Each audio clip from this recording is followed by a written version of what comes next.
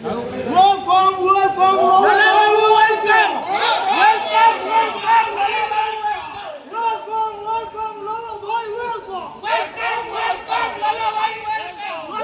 স্বাগতম, Lolo Bhai, স্বাগতম, স্বাগতম, Lolo Bhai। এটা তো অবিশ্বসনীয় ପରିସ୍ଥିତି ଆଜି ଘଟିଛି।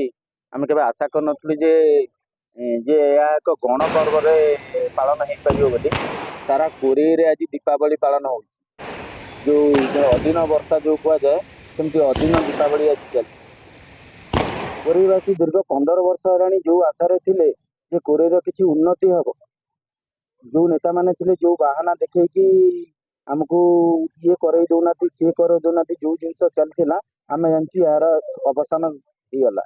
ଏବେ ପ୍ରକୃତରେ କୋରେଇର ଉନ୍ନତି ହବ।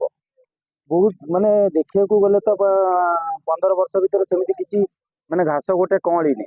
ବିକାଶର ଯାହା ଯେତିକି ଆମେ ଆଲୋଚନା ପୂର୍ବରୁ ଯେତେବେଳେ ସନ୍ଧ୍ୟାରାଣୀ ଦାସ ବିଧାୟିକା ପ୍ରାର୍ଥୀ ଟିକେଟ ପାଇନଥିଲେ, ତା ପୂର୍ବରୁ ବି ପ୍ରଣବ ପ୍ରକାଶ ଦାସଙ୍କ ସହିତ ଆମର ବସିକି 2-3 ଥର ଆଲୋଚନା ହେଇଥିଲା।